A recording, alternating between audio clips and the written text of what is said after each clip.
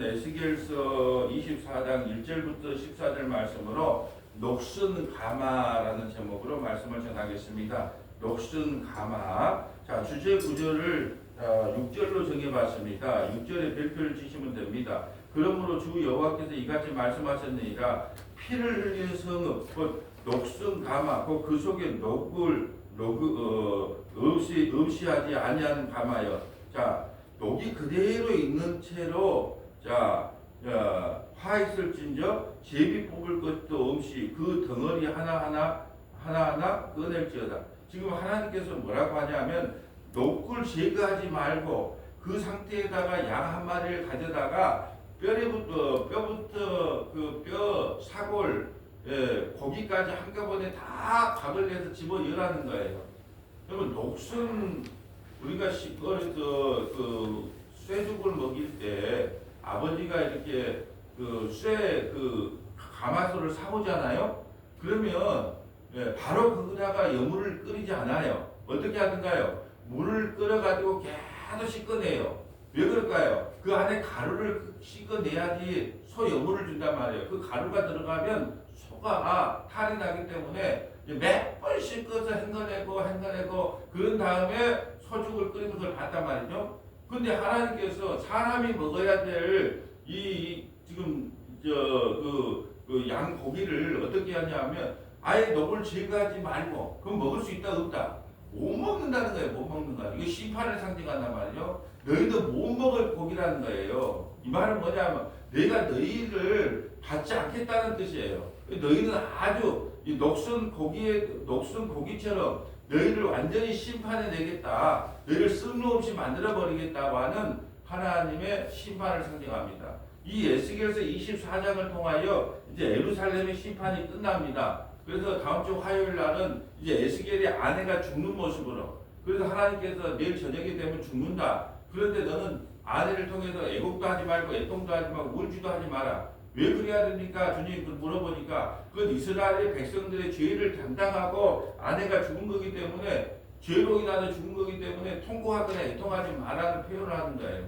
그래서 뭐냐면 네가 그렇게 왜 지금 24장 6절 16절 한번 볼까요? 24장 16절. 인자야 내가 내 눈에 기뻐하는 것을 한 번 쳐서 빼야 돼요. 내 눈에 기뻐하는 것이 아내를 이야기하는, 내 눈에 기뻐하는 것을 한 번 쳐서 빼앗으리니 너는 슬퍼하거나 울거나 눈물을 흘리거나 하지 말며. 이게 네가 기뻐하는 것을 한 번 쳐서 죽인다는 거예요. 근데 울지도 말고 슬퍼하지도 말라는 겁니다. 왜요? 그것이 이스라엘의 죄악상으로 죽은 거기 때문에.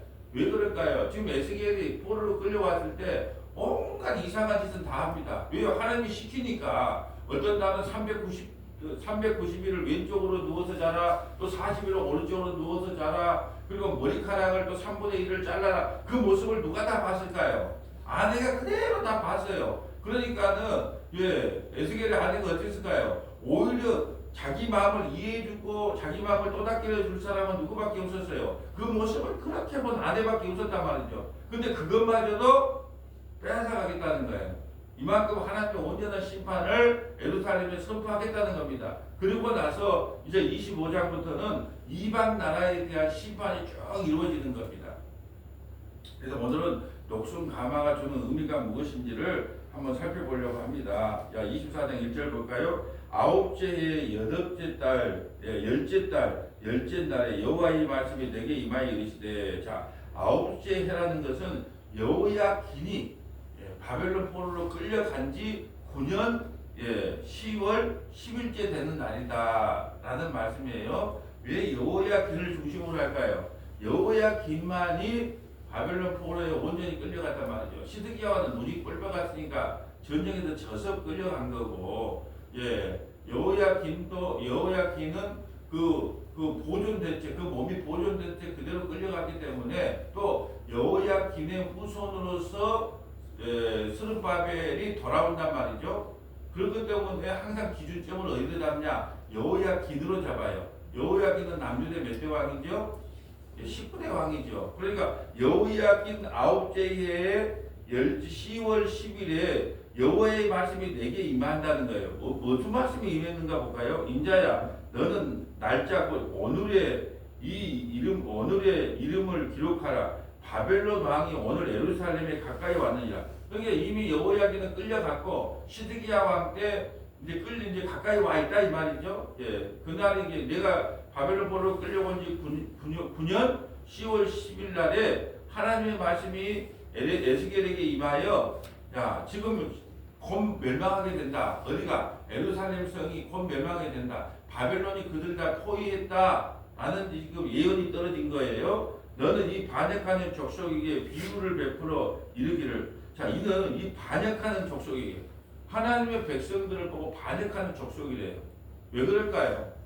예, 애굽에서도 우상숭배, 광야에서도 우상숭배, 가나안 땅에서도 우상숭배, 바벨론에 와서도 우상숭배. 왜 바벨론에 와서 우상숭배했을까요? 반드시 70년 동안 너희들은 이곳에서 고난과 환난을 당한 후에 돌아온다 그랬는데 아직까지 미련을 못 버려요. 그래서 예루살렘 성을 완전히 3차 이렇게 포로로 끌려왔던 백성들이 아예 미련을 갖지 못하게 예루살렘이 쑥대밭이 됐다는 소식을 전해줘야 된단 말이죠. 그래서 지금 바벨론 왕이 예루살렘에 가까이 왔다는 거예요. 그러면서 너는 이 반역한 족속에게 비유를 베풀어 이르기를 주 여호와께서 이같이 말씀하시기를 가마 하나를 그을라. 자, 비유로 말씀하시는 거예요. 가서 예루살렘 성 앞에서 가마 하나를 딱 걸으라는 거예요. 불에다 불을 태우기 위하여. 그 후에 물을 붓고 양떼에서 한 마리를 골라 각을 뜨고 그 넓적다리와 어깨 고기의 모든 좋은 덩어리를 그 가운데 모아 넣으며 고른 뼈를 가득히 담고 그 뼈를 위하여 가마 밑에 나무를 쌓아 넣어 잘 삶되 가마솥에 뼈가 무르도록 삶을지어다. 계속 가마솥에 불을 피워서 뼈가 녹을 정도로. 우리가 저기 뭐 시베리아라든지 이렇게 그 눈이 많은 나라 같은데 가면 그쪽에서는 동물을 잡으면 살만 먹는데요. 근데 한국 사람들이 거기 가갖고 뼈를 가먹는 걸 보고 뼈까지 다 먹는다는 거예요. 그래서 한국 사람은 가면 버릴 것이 없어요. 머리부터 발끝까지 그냥 통으로 그냥 전부 뼈는 뼈대로 가서 먹고 사골 뼈를 그처럼 무게에서 먹어버리니까. 근데 이렇게 그냥 가라는 거예요. 왜 이런 말을 할까요? 이스라엘 백성들의 죄악상을 설명하는 겁니다. 여러분 원래 고기를 삶아서 먹는 것은 이스라엘 백성들이 지금 이게 착각을 하는 건데 뭐냐면 고기를 삶는 퍼포먼스를 하는 걸 보니까 야 우리가 바벨론에서 곧 회복될란갑다 이렇게 생각했던 거예요. 왜냐하면 하나님께서는 항상 고기를 할 때 구워서 먹게 했어요. 하나님께 제사할 때는 항상 고기를 먼저 구워서 드려요. 그걸 번제라고 태워서 드려요. 그리고 나서 고기를 삶아 먹어야 돼요. 그러니까 하나님께서 우리의 예배를 받아주실란갑다, 우리를 회복시켜 주실란갑다 이렇게 착각을 하게 만들었단 말이죠. 지금 바벨론 포로로 끌려온 사람들이. 그래서 조금 이따가 이제 한번 찾아보겠지만 그런 게 있잖아요. 그 홈리와 비느하스가 그냥 번제로 다 드리고 나서 삶아서 자기들 제사장이 먹으면 돼요. 삶은 것을. 그런데 번제로 드리기도 전에 그냥 와갖고 나는 육해달라 그러면서 이 갈고리를 갖고 와서 끌어내는 거. 그게 하나님의 범죄함을 상징하는 거거든요. 자, 그래서 성경 두 군데만 좀 찾아볼게요. 자, 미가서 3장 1절부터 3절, 미가서 3장 1절부터 3절, 사무엘상 2장, 사무엘상 2장 12절부터 17절, 사무엘상 2장 12절부터 17절. 먼저 미가서 3장 1절 가볼까요? 이스라엘 백성들이 왜 이런 심판을 받을 수밖에 없는가? 자, 미가서 3장 1절 가볼까요?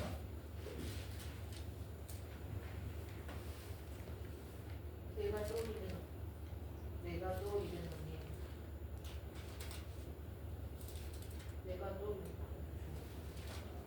그럴까요? 잠깐만요.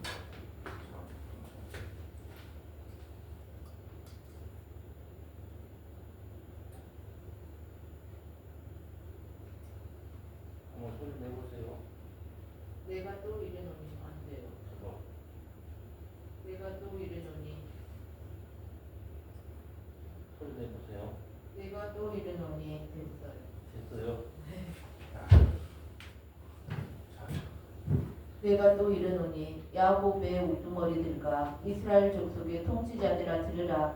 정의를 아는 것이 너의 분분이 아니냐. 너희가 선을 미워하고 악을 기뻐하여 내 백성의 가죽을 벗기고 그 뼈에서 살을 뜯어 그들의 살을 먹으며 그 가죽을 벗기며 그 뼈를 꺾어 다지기를 냄비와 솥 가운데 담을 고기처럼 하는도다. 자, 이스라엘의 통치자들이 뭐냐면 마치 하는데 이스라엘 백성들을 어떻게 하냐?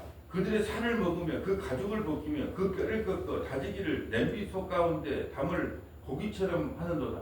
자, 이거 오늘날로 비교해 볼까요? 하나님의 백성들이 교회에 나왔어요. 그리고 교회에 나왔으면 우리가 얼마나 큰 죄인인지를 알고 회개하고 예수 믿으라고 하는 복음을 전해야 될 텐데 그 복음을 전하는 데는 관심이 없고 뭐냐면 11조 잘하고 주일 성도 잘하고 교회 헌지 충성 봉사하면 여러분은 복 받을 것입니다. 이게 그거 양들을 삶아먹는 거예요.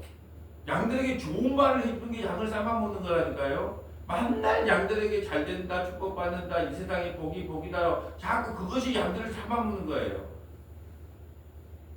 예, 하나님 말씀을 바르게 안 가르치는 게 뭐겠어요? 오늘날 양들을 삶아먹는 것이요. 자, 4절.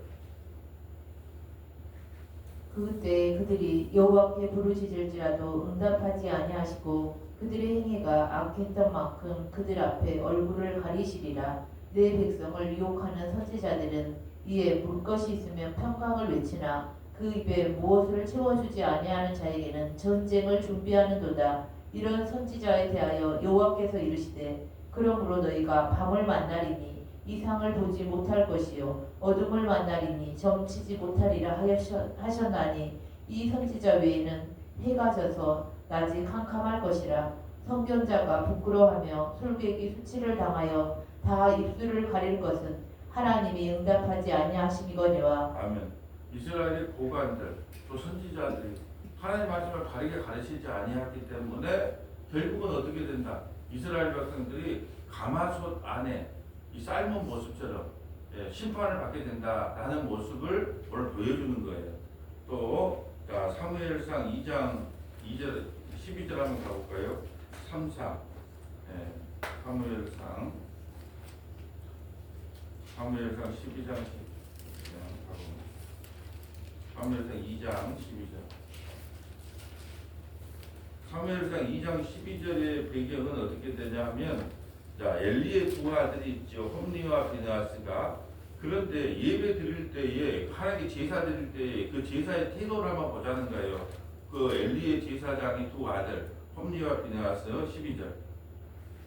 엘리야의 아들들은 행실이 나빠 여호와를 알지 못하더라. 그 제사장들이 백성에게 행하는 간습은 이러하니 곧 어떤 사람이 제사를 드리고 그 고기를 삶을 때에 제사장의 사안이 손에 새 살고리를 가지고 와서 그것으로 냄비에나 솥에나 큰 솥에나 가마에 찔러 넣어 갈고리에 걸려 나오는 것은 제사장이 자기 것으로 가지되 실로에서 그곳에 온 모든 이스라엘 사람들에게 이같이 할 뿐 아니라 기름을 태우기 전에도 제사장의 사안이 와서 제사 드리는 사람에게 이르기를 제사장에게 구워드릴 고기를 내라. 그가 내게 삶은 고기를 원하지 아니하고 날 것을 원하신다 하다가. 아마 지금 홈리와 비느하스 엘리의 제사장이 와서 자 기름을 태우기 전에도 기름을 먼저 태워야 되거든요. 하나님께 먼저 예배드려야 된다는 거예요. 기름을 태워서 그 동물 그 양의 그 양을 각을 내서 먼저 태워서 드리고 나서 그리고 삶은 고기는 누가 갖고 와라? 제사장이 가져가면 돼요. 근데 삶은 고기를 태워 드리기도 전에 아니 고기를 태워 드리기도 전에 나는 육사시미를 좋아한다는 거예요. 그래서 우둔살 내놔라. 난 육사시미를 좋아하니까 살코기 내놔라. 지금 이렇게 하고 있다는 거예요. 그리고 하나님의 말씀을 완전히 멸시하는 거예요.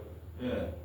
그래서 엘리의 두 아들 홈리와 비느하스가 하나님 앞에 얼마나 범죄했는가. 그가 내게 삶을 고기를 원하지 않아. 나 삶는 고기 싫다. 번제를 드리고 나서 삶을 고기를 먹어야 마땅하단 말이죠. 날 것을 못 먹게 돼서 율법에 따라서. 그런데 아니야, 난 날 것을 원해. 난 육사심이 오늘 육사심이가 땡기네. 육사심이 내놔라. 그렇게 봤다는 거예요. 그냥 하나님의 범죄함이 얼마나 심한가를 보여주는 거예요. 자, 16절. 그 사람이 이르기를 반드시 먼저 기름을 태운 후에 내 마음에 원하는 대로 가지라 하면 그가 말하기를 아니라 지금 내게 내라 그렇지 아니하면 내가 억지로 빼앗으리라 하였으니 이 소년들의 죄가 여호와 앞에 심히 크면 그들이 여호와의 제사를 멸시함이었더라. 아멘. 자, 하나님 앞에 먼저 번제를 드리고 나서 삶은 고기를 가져가야 되는데, 그래도 사환이 그렇게 하면 되지 않습니까? 먼저 번제 드리고 이 삶은 고기를 갖고 가는지 뭐 육사심을 하는데 그건 본인이 알아서 하실 일이지만 먼저 예배 드리는 게 중요한 게 아니겠습니까? 그러니까 쓸데없는 소리 말고 지금 당장 주라 이렇게 말하는 거예요. 근데 여기서 뭐라 그래요? 소년들이 육사심을 좋아할 정도가 되면 소년이라는 것은 뭐 애기들을 이야기한 게 아니잖아요. 그래서 제가 그렇게 말한 것들 엘리사를 이 대머리에 놀랬을 때 42명의 아이들이 두 고모에 다 찍혀 죽였을 때 그것도 표현이 소년이라고 되어 있거든요. 뭐 어린 아이로 표현이 되어 있어요. 그러니까 어린 아이들을 왜 죽였는가 이게 아니고 19세, 10대 후반부터 20대 초반에 이 우상에게 신전에서 제사 드리는 그 시종의 역할을 감당했던 청년들을 이야기하는 거예요. 또 다시 말씀드리지만 대머리의 이 말은 뭐냐면 너희 스승 엘리야는 털이 많고 강한 사람이기 때문에 우리가 그건 인정하겠다는 거예요. 근데 나는 당신이 너가 하나님의 선지자로서 내가 인정을 못하겠다는 거예요. 엘리사의 겉옷을 입었다는 것은 엘리사의 사명을 감당한다고 하나님께서 명령하신 선지자를 인정하지 않았기 때문에 하나님을 인정하지 않았기 때문에 하나님께서 고음을 갖고 와서 다 찢어 죽이는 것이지 하나님은 구약의 하나님은 그래도 잔인한 하나님이라고 표현을 해요. 천만의 말씀이에요. 구약의 하나님도요 참을 만큼 참고 얼마나 참았기에 결국은 예수 그리스도를 내놓을 만큼 우리에게 사랑을 베풀어 주신 분이 하나님이 한 번 잘못했다고 구약에 율법 어겼다고 그러던가요? 계속 참고 안 돼서 바벨론 포로로 끌려가게 하는 것이지 하나님께서 그냥 한번 율법 한번 어긴다고 바로 그런 하나님 아니란 말이에요. 자, 오늘 본문으로 가볼까요? 자, 그러므로 주 여호와께서 이같이 말씀하셨느니라 피를 흘리는 성읍은 욕심 가마고 그 속에 욕을 음시하지 아니하는 가마여. 자, 욕을 지어가지 말하는 거예요. 화 있을 진저 제비 뽑을 것이 음시 그 덩어리 하나하나 꺼낼 것이야. 먼저 이걸 먼저 꺼내니까 저걸 먼저 꺼낼 필요가 없다는 거예요. 왜요? 그 안에 있는 거 다 먹는다 못 먹는다? 못 먹어요. 그러니까 뭐 순번을 정할 필요도 없어. 그 안에 싸잡아가지고 그들은 전부 다 뭘 받는다? 심판을 받는다 그 말이에요. 그 피가 그 가운데 있으며 피를 땅에 쏟아 티끌이 덮이게 하지 않고 맨 바위에 뒀다. 지금 하나님께서 지금 또 화를 내는 것이 뭐냐면 피는 하나님 생명을 상징하기 때문에 반드시 피를 흘리면 땅에 흙으로 덮어줘야 돼요. 이게 율법이에요. 피를 흘리면 피는 거룩한 거기 때문에 피는 생명이기 때문에 피를 흘리게 되면 항상 이 피를 덮어줘야 되는데 그걸 덮은 것이 아니라 뭐 하나님이 나는 하나님이 그렇게 덮으라고 해도 안 할 거야. 그러면 맨 바위 위에 두어놓으라. 시득 우기죠. 맨 바위 위에 두어놓으라. 원래 피를 흘리게 되면 피를 흙으로 덮으라는 것이 율법의 뜻이에요. 피는 생명이기 때문에. 근데 바위 위에다가 뿌려놔. 뭐 할 거예요? 하나님이 뭔데 내가 하나님 말씀을 들어야 돼. 그러니까 바위에 뿌려놓는 거예요. 피를. 하나님 보라고. 내가 그 피를 맨 바위 위에 두고 덮이지 아니하게 하면 흙으로 덮지 아니하게 하면 분노를 나타내어 보응하려 함이로다. 그러므로 주 여호와께서 이같이 말씀하셨느니라 화 있을진저 피를 흘린 성읍이여 내가 또 나무 무더기를 크게 하리라. 나무를 많이 쌓고 불을 피워 그 고기를 삶아 녹이고 국물을 쪼이고 그 뼈를 태우리라. 심판을 상징하는 거죠. 쫄딱하니 계속 그냥 끓이고 그래서 그냥 뼈까지 흐느껴. 여러분 앵간하면 뼈가요 흔들리지 않아요. 사람이 저기 화장장에 가면 온도가 1000도가 넘거든요. 1000도가 넘은데 뼈가 얼마나 단단한가. 그 살이 아니에요. 그 뼈만 남아요. 뼈만 남으면 어떻게 하냐면 뭐 이빨에 쇠붙이 심장에 쇠 같은 것을 전부 다 자석으로 뽑아내요. 그리고 뼈만 남깁니다. 뼈만 남기고 어떻게 한다? 그 가루를 만들어서 그 유족에게 주는 거예요. 뼈가 이렇게 단단합니다. 1000도가 넘어도 뼈가 완전히 아슬아슬하지가 않아요. 근데 하나님께서 얼마나 이 상징적인 언어를 쓰냐면 아예 뼈가 그냥 노골노골 할 정도로 그냥 불을 갖다 태우라는 거예요. 그래서 하나님의 엄중한 심판을 상징하고 있는 겁니다.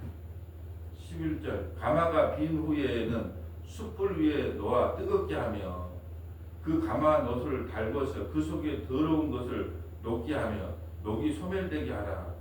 이 성읍이 수고함으로 스스로 피곤하나 많은 녹이 그 속에 벗겨지지 아니하며 불에서도 없어지지 아니하는도다. 이게 녹이 그 안에 녹슨 고기를 누가 먹을 수 있겠느냐는 거예요. 예. 아무것도 이 녹슨 고기를 먹지 못하게 하겠다는 겁니다. 너의 더러운 것들 중에 음란이 그 하나니라. 피를 가지고 덮지 않는 것도 죄지만 또 음란이 음란 때문에 너희가 심판을 받는다는 거예요. 여기 음란이라는 것을 봤죠? 아수르가 힘이 좋으면 아수르에 붙고 바벨론의 힘이 좋으면 바벨론에 붙고 애굽의 힘이 좋으면 애굽의 힘을 줬는 거. 그게 음란이에요. 그러니까 교회 와서도 음란할 수 있잖아요. 뭐예요? 하나님만이 하나님께 예배드려야 되는데 예배의 목적이 내가 하나님께 예배드리면 내가 세상에서 하나님께서 나에게 복을 주시겠지. 예. 그럼 그게 음란인 거예요. 내가 11조 하면 하나님께서 뭐 창고에 차고 넘치게 하는지 한번 시험해보라 하니까 내가 11조 많이 하면 내 물질의 복이 차고 넘치겠지. 예. 내가 기도 많이 하면 하나님께서 나에게 응답해 주겠지. 이렇게 이야기를 하는 거예요. 이 모든 것이 뭐냐면 음란이에요. 음란. 하나님을 통해서 뭔가를 자꾸 얻어내려고 하나님을 의지하는 게 아니라 하나님을 통해서 뭔가 자꾸 의지하려고 하는 그 자체가 음란이란 말이죠. 너의 더러운 것들 중에 음란이 그 하나니라. 내가 너를 깨끗하게 하나 내가 깨끗하여지지 아니하니 내가 내게 향한 분노를 풀기 전에는 내 더러움이 다시 깨끗하여지지 않아. 반드시 하나님께서 보응하겠다는 거예요. 이 바벨론 포로에 반드시 70년 동안 포로 생활하고 그래야 내 분노가 풀리겠다는 겁니다. 나 여호와가 말하였은즉 그 일이 이루어질지라. 하나님 한번 말하면 이루어지잖아요. 네. 내일 주일 예배 요한복음 17장에 지금 대제사장 기도를 계속해서 살피고 있는데 기쁨이 충만이잖아요. 기쁨이 충만. 그러니까 왜 우리가 주님께서 대제사장이 기도했으면 기쁨이 충만해야 되잖아요. 너희가 반드시 기쁨이 충만하게 하겠다는 것은 반드시 예수님이 기도하니까 반드시 이루어져야 되잖아요. 오늘 이루어지는 것처럼. 근데 기쁨으로 충만해요. 근데 우리는 기쁨으로 충만하지 않잖아요. 왜 그럴까요? 예수님이 생각하는 기쁨의 충만과 우리가 생각하는 기쁨의 충만이 다르기 때문에 그래요. 다르기 때문에 그래요. 우리가 생각하는 기쁨의 충만은 뭐냐? 우리 소원이 이루어지는 거예요. 병 걸린 사람이 병이 낫고 가난한 사람은 부자가 되고 자식이 잘 되고 내 기도할 때마다 속속 이루어지고 나 같은 경우는 막 10,000명이 성도들이 모여들고 예배당은 크게 커지고 이것이 내 기쁨이기 때문에 그 기도가 응답되지 않는 것처럼 보여요. 근데 예수님의 기쁨의 충만은 뭐냐면 너희가 생명책에 기록된 것이 기쁨의 충만이거든요. 그게 완전히 예수님이 생각하는 그 기쁨의 충만의 대제사장의 기도와 우리가 생각하는 기쁨의 충만의 기도가 다르기 때문에 예수님이 이렇게 기도했으면 우리는 늘 기쁨으로 충만해야 되는데 왜 이렇게 우는 인상을 하고 있고 왜 이렇게 답답한 심정을 표현하고 있습니까? 그건 예수님께서 답을 해주는 거예요. 네가 생각하는 기쁨의 충만하고 내가 생각하는 기쁨의 충만이 틀리다. 여호와가 늘 함께 여호와가 나의 힘이라고 생각하는 사람 그 자체가 기쁨의 충만이고 생명책에 기록된 것이 기쁨의 충만인데 이미 나는 너로 말미암아 기쁨이 충만해졌고 너가 그걸 깨닫는다면 이 세상의 환경과 여건이 어떻게 하든지 하라도 너는 기쁨으로 충만한 자가 돼야 되는데 네가 생각하는 기쁨의 충만과 내가 생각하는 기쁨의 충만이 다르기 때문에 이렇게 즐거움이 없는 거야 라는 것이 내 생명이에요. 그러니까 예수님이 하나님께서 한번 말한 건 반드시 이루어져요. 이게 우리는 기쁨으로 충만히 이미 이루어졌거든요. 근데 그것이 생각하는 세상의 물질관이기 때문에 이루어지지 않는 것처럼 보인다는 거죠. 그 일이 이루어질지라 내가 돌이키지도 아니하고 아끼지도 아니하며 뉘우치지도 아니하고 행하리니 하나님께서 한번 심판하면요 아끼지도 않는데요 뉘우치지도 않는데요 돌이키지도 않는데요 그들이 내 모든 행위대로 너를 재판하리라 주 여호와의 말씀이니라. 하나님께서 반드시 하나님의 방법대로 심판하시겠다라는 말씀을 하고 계십니다. 자, 우리 성경을 좀 찾아볼까요? 그럼 하나님께서 왜 그걸 허락하셨을까요? 하나님께서 막을 수도 있잖아요. 네. 아니 범죄하려고 그러면 손목대기를 잘라본다거나 뭐 다리를 자른다. 아니 그럴 수 있는데 하나님께 왜 그렇게 나눌까요? 저는 이해가 안 가요. 하나님이 뭐 능력이 없어서 그랬을까요? 근데 하나님께서 그걸 또 허락하네. 왜 그럴까요? 자, 로마서 11장 36절. 로마서 11장 36절. 자, 베드로전서 1장 18절부터 25절. 베드로전서 1장 18절부터 25절. 고린도전서 1장 29절부터 31절. 고린도전서 1장 29절부터 31절. 먼저 로마서 11장 36절 볼까요? 로마서 11장 36절. 이 말이 어떻게 이해가 되겠습니까? 자, 31절부터 한번 읽어주세요. 이와 같이 이 사람들이 순종하지 아니하니 이는 너희에게 베푸시는 긍휼로 이제 그들도 긍휼을 얻게 하려 하심이라. 하나님의 모든 사람을 순종하지 아니하는 가운데 가두어 두심은 모든 사람에게 긍휼을 베풀려 하심이로다. 아멘. 왜 이스라엘 백성이 이렇게 말을 안 들었을 때 하나님께서 손목대기 발목대기를 안 자르고 그냥 나눴을까요? 너희가 뭐 해도 안 된다는 거예요. 그러니까 하나님의 공율이 아니면, 하나님이 너희를 불쌍히 여김이 아니면 70년 한번 잘 생각해 보세요. 이스라엘의 구원의 상태를. 애굽에도 종살이 했어요. 하나님께서 그들을 불쌍히 여기셔서 공율을 베풀어서 구원을 시켰어요. 광야 40년을 살았어요. 하나님께서 그들을 불쌍히 여기셔서 만나를 먹이고 메추라기와 물을 반석에서 물이 나게 했어요. 자, 가나안 땅에 들어갔어요. 근데 지금들이 힘으로 들어갔어요. 하나님이 불쌍히 여기서 공유를 베풀어 들어갔어요. 공유를 여기서 들어갔단 말이죠. 바벨론 포로에 끌려갔어요. 끌려갔는데 자기들이 무기를 개발해서 70년 만에 돌아왔어요. 하나님께서 공유를 베풀어 주었어요. 저와 여러분이 구원을 받았어요. 뭘 잘해서 구원을 받았어요? 불쌍히 여기서 구원을 받았어요. 구원의 원리가 이렇다는 거예요. 우리가 순종하지 않는데 가둬두시면 내가 너희를 불쌍히 여기지 않으면 구원받은 사람 아무도 없어요. 문목사 내가 너를 불쌍히 여기게 구원해줄게. 박장로 내가 너를 불쌍히 여기게 구원해줄게. 최근사 내가 너를 불쌍히 여기서 구원해줄게. 모든 것을 죄 가운데 가둬버리면 우리 행위대로 하심이 아니요. 내가 너를 불쌍히 여기서 구원을 시키는 거예요. 짜내서. 짜내서.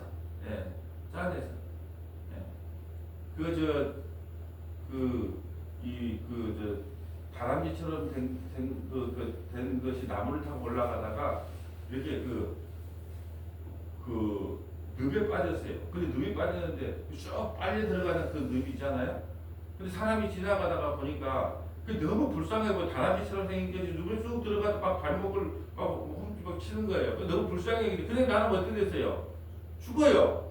그러니까 지나가는 그 사람이 배를 가지고 또 배를 가지고 넓적하면 쑥 빨려 들어가지 않으니까 배를 넓적하니까 나뭇가지 가지고 그걸 갖다가 펼쳐주더라고. 나 왜 그랬을까요? 공유를 베푼 거예요. 우리는 이런 상태예요. 그냥 죄와 허물로 쭈르륵 빠져 들어가면요 그 늪 속에 빠져 죽을 그 다람쥐 같은 인생이었어요. 근데 하나님께서 십자가에서 확 팔을 펴갖고 그 나무로 갖고 우리를 건져줬단 말이죠. 이 불쌍히 여김. 그래서 우리를 죄 가운데 가둬주시면 우리를 공의를 베풀어 하려 하심이로다. 근데 사람들이 그걸 몰라요. 하나님께서 죄를 지가면 죄를 막아주지, 차단해주지, 이렇게만 생각한단 말이에요. 그럼 모른다는 뜻이에요. 33절. 깊도다 하나님의 지혜와 지식의 풍성함이여 그의 판단은 헤아리지 못할 것이며 그의 길은 찾지 못할 것이로다. 누가 주의 마음을 알았느냐? 누가 그의 모사가 되었느냐? 누가 주께 먼저 드려서 갚으심을 받겠느냐? 이는 만물이 주에게서 나오고 주로 말미암고 주에게로 돌아감이라. 그에게 영광이 세세에 있을지어다. 아멘. 아멘. 로마서 11장 36절에 보면 우리 인생이 나옵니다. 이는 만물이 주에게서 만물은 우리도 만물이잖아요. 우주 만물이니까 우리도 만물 중에서 가요. 근데 어디서 나가세요? 주에게로 나가요. 그리고 주로 말미암아. 그리고 주로 말미암아 이 세상에 살아가는 거예요. 주님이 무엇을 먹을 거 입을 거 주고 주님이 지금까지 믿음 줬기 때문에 이 아침에 나와서 이 말씀을 듣는 거잖아요. 그러니까 우리는 예수님으로부터 나와서 예수님이 공급해 주는 걸로 살다가 어디로 다시 돌아가요? 주에게로 돌아갑니다. 그에게 영광이 세세에 있을지어다. 그래서 제가 말씀드렸잖아요. 수많은 철학자들이나 책을 많이 읽는 사람들을 요즘 나는 철학책을 좀 많이 보면서 이런 생각을 해봤어요. 그런 사람들이 인생을 깨달으려고 얼마나 노력을 했을까요?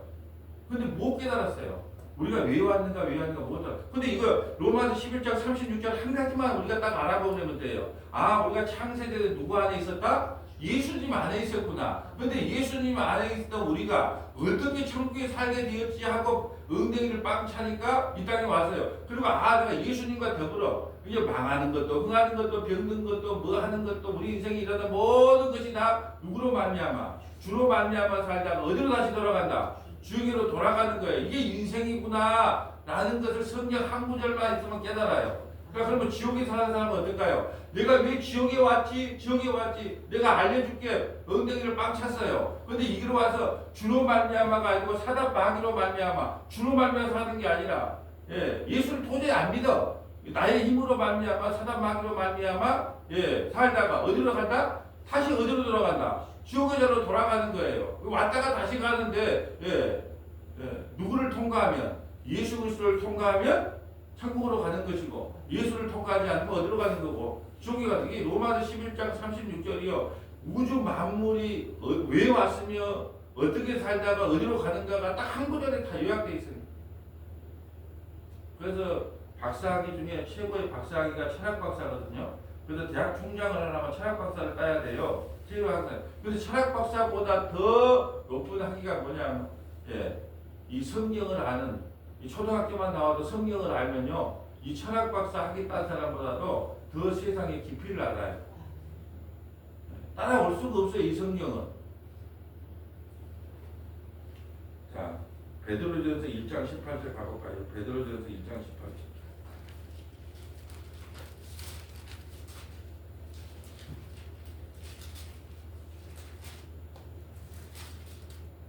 너희가 알거니와 너희 조상이 물려준 헛된 행실에서 대속함을 받은 것은 은이나 금같이 없어질 것으로 된 것이 아니요. 자, 우리가 구원을 받는 것은 은이나 금같이 없어지고 이것은 우리 공로로 생각해 봐요.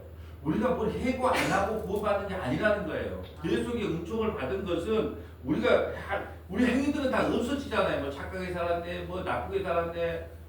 이게 은과 금같이 없어질 것으로 된 것이 아니요. 19절.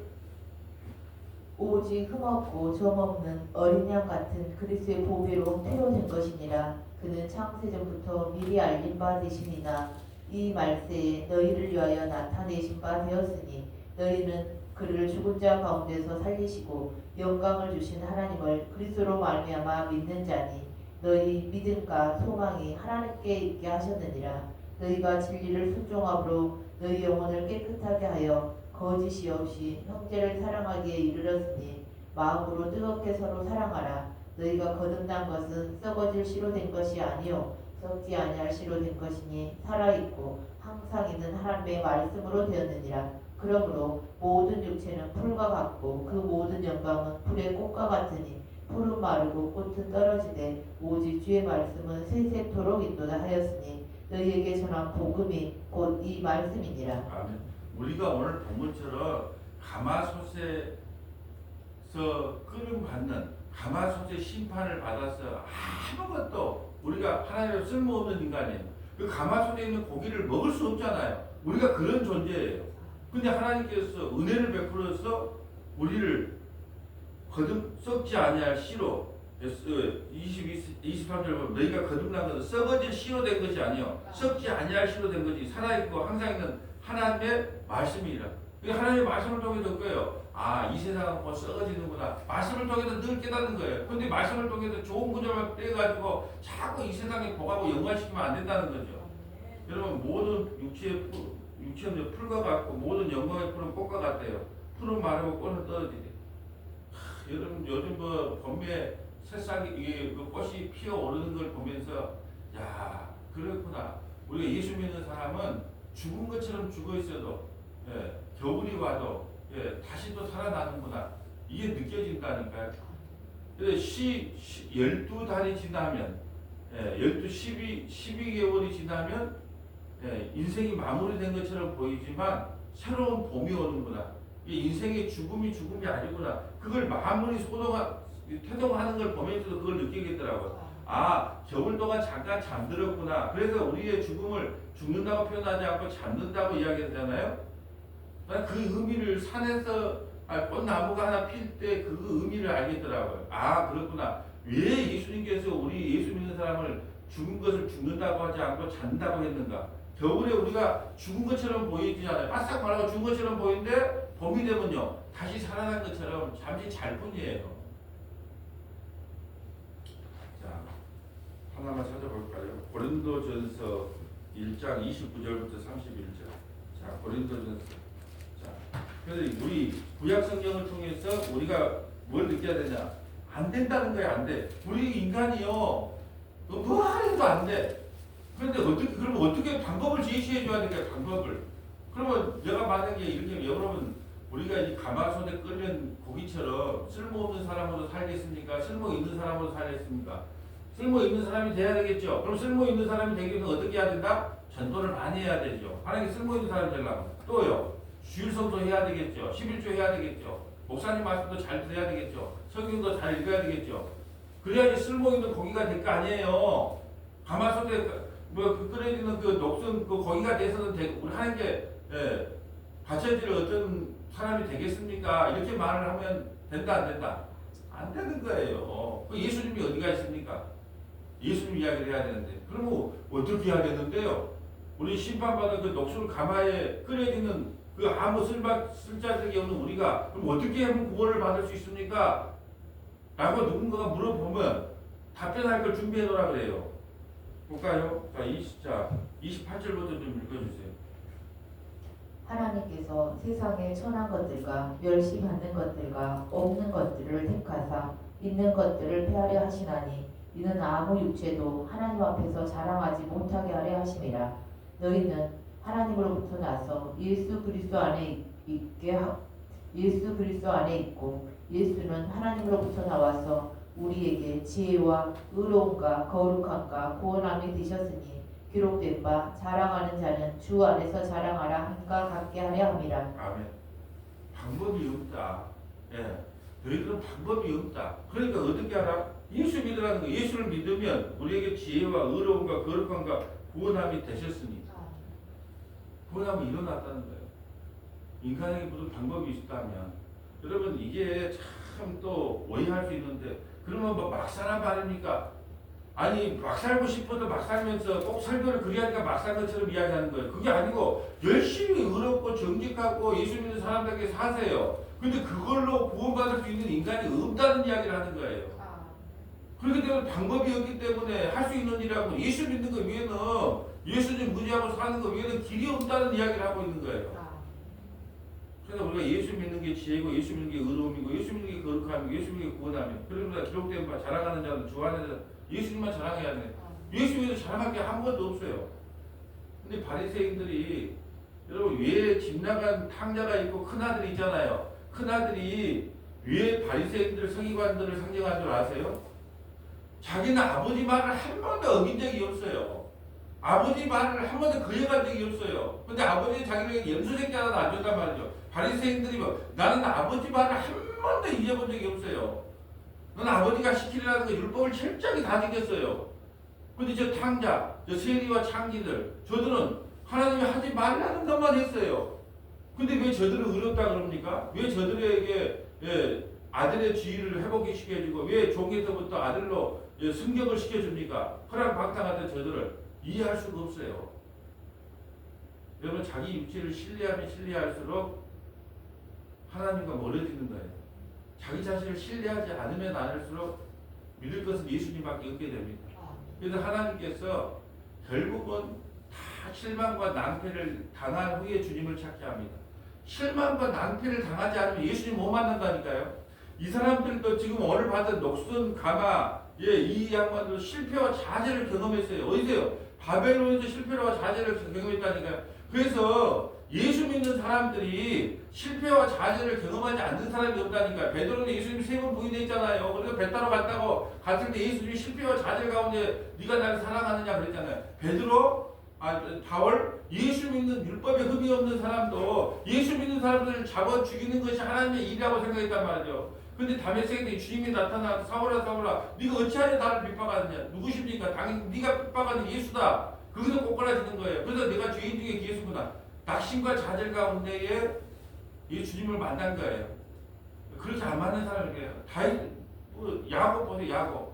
야곱 어떻게 해요? 예, 형에게 쫓겨가서 살아보겠다고 삼촌집으로 도망가는 순간에 광야에서 주님을 만났습니다. 돌담을 쌓고 거기서 주님을 만났어요. 그러니까 요셉과 형제들에게 팔려갔습니다. 형제들에게 팔려간 그 순간에 감옥 안에서 고난 가운데 누굴 만났어요? 우리 주님을 만난 거예요. 환란이 없는 주님을 만날 수 있는 인간은 아무것도 없어요. 그래서 하나님께서 우리에게 다 끊어내게 해요. 예. 의지할 것이 아무것도 없게 합니다. 그런 후에 누구만 의지하라. 예. 주님만 의지하라. 그게 인생이란다. 예. 그래서 태어날 때도 같이 왔다, 혼자 왔다. 갈 때도 혼자 간다, 같이 간다. 누구 뭐 옆에 아무리 뭐 사랑 안에 뭐 저기 평생 뭐 어디 뭐 동맹을 맺는다고 또 돼야 안 돼요. 오직 이 세상에 올 때도 주님과 함께 왔고 주님과 함께 살다가 주님이 인생 끝났다 그러면 가자 그러면 예 주님과 함께 가는 그것이 인생이에요.